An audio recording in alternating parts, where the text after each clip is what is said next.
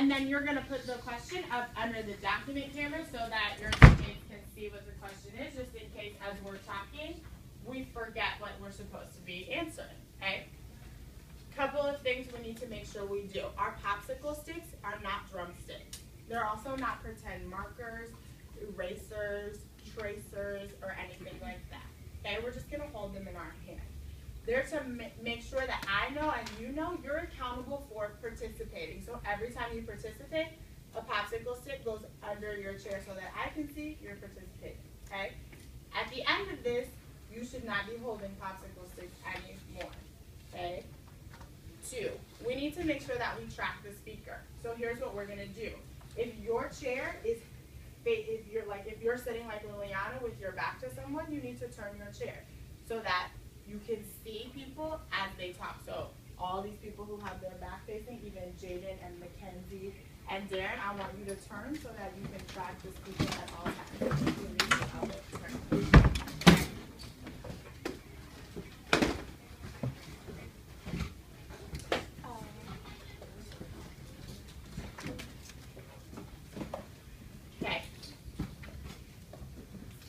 Second thing we need to make sure we do, don't talk over people, okay? Sometimes we'll start talking at the same person at the same time as another teammate. That's okay. Pause, see who wants to go first, and then keep going, okay? Last thing, we're going to use accountable talk to help us start our sentences, but the text is what's going to help us finish our sentences, to finish our thoughts. So whatever you think, whatever your opinion is, ground it in the text, okay? You can say, I agree, I disagree, I think, I'm confused about, I have a question about, but go back to your text, okay? Questions about what we're gonna do, any piece of this.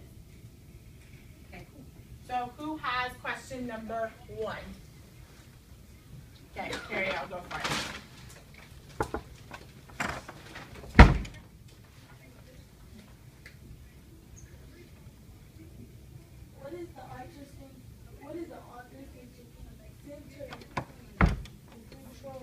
Central claim.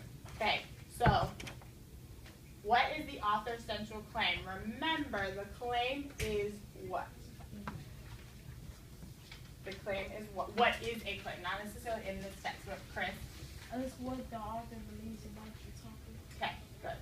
So what is the author's central claim? The author thinks that the mayor is wrong for shutting down Success Academy. Success Academy actually wants to.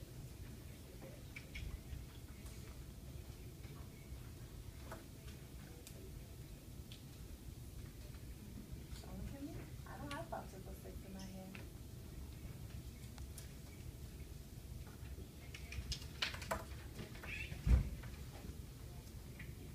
You can agree, you can disagree, you can have a question. I agree with what they said. The author thinks the author said to kind of read about the mayor being wrong for shutting down. Do you think that the author believes that the mayor cares about the children's education? I would like to piggyback off of Jaden and Kirsten, because in the text it talks about how this school helps the children, and also in the first paragraph it tells you that it's too much to ask the mayor to do anything and please not take away your children's education. To answer Christopher's question, I want to say I don't think he really care about the education. I just think he has a grudge against the person who started Success Academy. So if he has to make a couple kids suffer. So. I agree with what they said, because how the mayor, he was saying that he was to crush the little boy's future about what he wants to do. Okay, so that actually leads us perfectly into question. I'm going to skip question 2 for right now. Question number 3. Who has question number 3?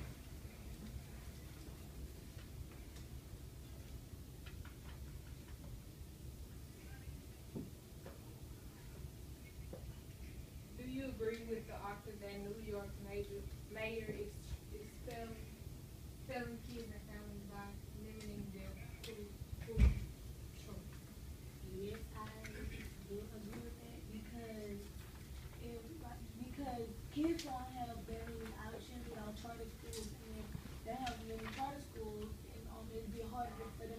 I just